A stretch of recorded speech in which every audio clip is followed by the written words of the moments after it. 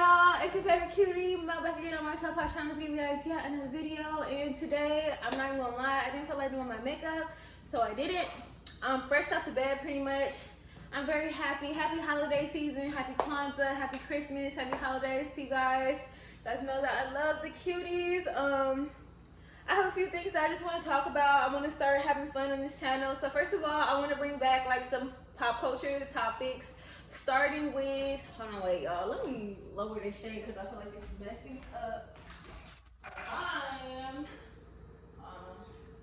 Not this one. Hot up at the bed, turn my swag on. So go look in the mirror, what's up? Yeah, I'm getting money. So y'all, I just watched the Rolling Loud Soulja Boy set, and y'all, I have to go to a Big Draco concert. I never thought that I would want to go and see Soulja Boy, but after seeing his Rolling Loud set, the nostalgia was real. I was like, okay, like I'm trying to crank that. With Soulja Boy for the one time in 2022.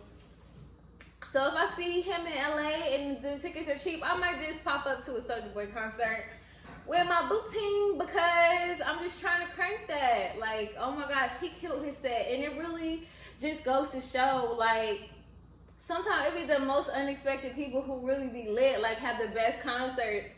And I'm trying to experience all of that in 2022. I feel like he was iconic, like he did his shit. Like in Rolling Loud, the thing about Rolling Loud to me is I feel like there's a disconnect between the people who actually go to Rolling Loud and the people who actually listen to the music that Rolling Loud provides. Like, no shade, but it's a lot of Caucasian audience who, yes, Caucasian people do consume hip-hop, but it's not going to be the energy that you get if, you know, it's a lot of melanin in the crowd, because we're going to turn up. Like, we're going to turn up for our people. And I feel like sometimes the disconnect between the prices that are laid out for these concerts, it doesn't always end up matching up with the demographic who will really support the artists and make the shows lit.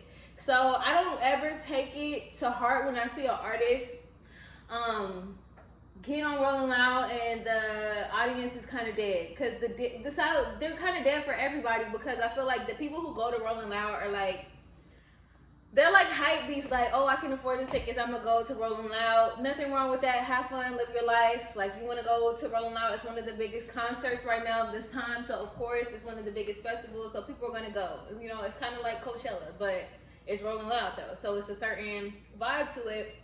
And I feel like a lot of people who go to these concerts are not really tapped into the culture like that. So when they look at the audience with the video, everybody's just kind of standing around. There's a couple lit people, but people, it seems like it's the crowd who just goes, who wants to get fucked up, and then they, you know, they're just standing around and just soaking up the vibes, which is nothing wrong with it. But I feel like Rolling Loud would be so much more lit if there was more melanin people in the crowd, because we actually know the artists who be on the timeline. And I think that more melanated people need to spend more money and invest more money into having fun. You know, it's kind of, we need to invest in our happiness, you guys. It's time for Black people, melanated people, to invest more in our happiness. Spend the money. If you got it, spend the money to go have fun. It's essential, and I feel like, you know, it's gonna freaking help your life. It's gonna help your life to go and crank that with Soulja Boy one time.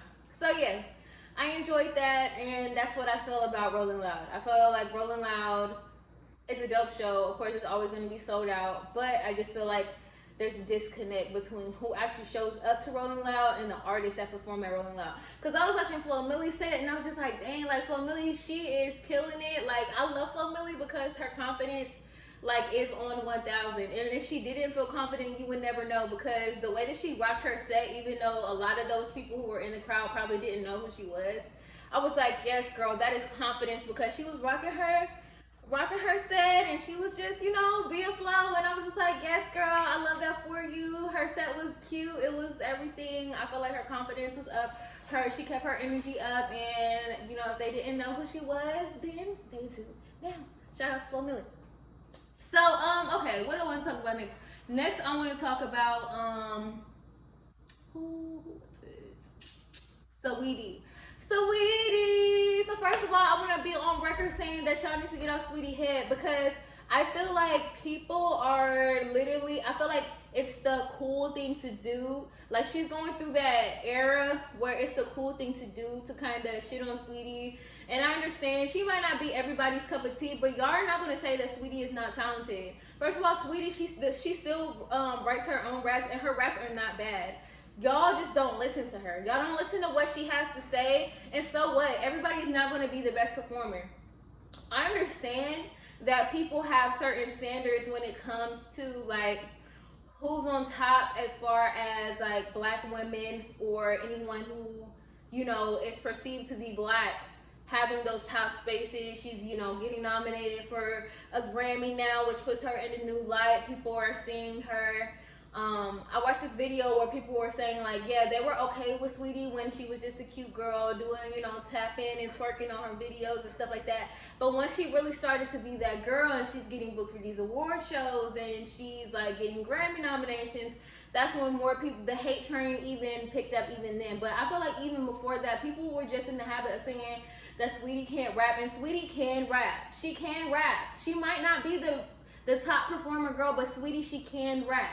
She might not be your cup of tea because maybe you're not interested in her subject matter. Maybe you really never gave her a full listen. And I'm not going to say that every single Saweetie song is a banger, but you know, most people don't have bangers every single freaking song. But y'all not going to say that Saweetie don't got hits. Like, that girl, she overcame odds just like everybody else.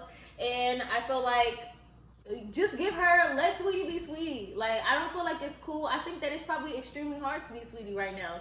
Everybody being on your head every day and then still putting on like the cool face. She can only be who she is. Like, you know, you guys might have your problems with her, but it's just like she's just trying to live her dreams and just trying to, you know, rap some songs, look cute, be a pretty bitch, and fucking live her best life. Like, let her do that. I just don't like when we tear our own people down because you feel like certain people got something over other people. Whether that's true or not, that doesn't mean that she deserves to be ripped to shreds every single day.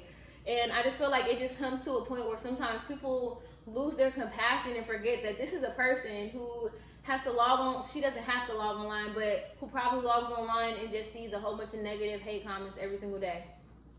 Then y'all want to hop on her wig. Okay, so what? So what if her frontal wasn't snatched for like a show and while she's on vacation? So what? She's on vacation. Who cares? Who really cares, y'all? I just feel like people just look for something. When people are in this mode of, oh, we don't like Saweetie collectively, or we don't like this person collectively, they just keep finding something to just hop on. And I just feel like it's not healthy for the people. We got to start praying for these celebrities, and we got to start like being more empathetic, because these are still people at the end of the day who, like, even if they don't want to see it, the internet is a part of like our culture. It's a part of the world at this point. It's like a normal thing. So I just don't believe in like hate trains. I don't feel like it's helpful to add to hate trains, and I just think that people who do that, they're just miserable. I don't feel like it's right. I feel like it's wrong. Next, what do I want to say? I have to plug myself, you guys. I put out a new song. It's called Pull Up, Melody Reyne Pull Up. I will put the link down in the description so that you guys can stream that. Buy that, actually, though. Buy it, please. Thank you. Yeah, I've been promoting the F out of that song, and I've been having so much fun doing it. Make sure you follow me on Instagram, Melody Reyne, because I've been like posting reels and TikToks and all types of stuff every single day, even YouTube videos on my music channel. That's really why I haven't been so much posting on this channel, because I really decided that if I'm gonna do this, and when I say do this, I mean just really be true to myself and like do what I know that I love doing. If I'm gonna do that, I'm gonna freaking do it. Like, there's no more time to wait. I'm not about to sit up here and wait until I'm 40 years old to be like, oh, okay, let me really be serious about myself and take myself serious and have pride in my art. Like, I always had pride in my art, but I just felt like I used to get so consumed in numbers and caring about what people thought and caring about like what it looked like. And if I do that, if you do that too, pay attention to this for yourself. If you do that, you're holding yourself back. You should never depend on getting your validation from the outside world. You have to give it to yourself. You have to know that no matter what you're doing, whether it's a business, whether it's art, you have to know that you're great at what you're doing and that you're continuing to get better.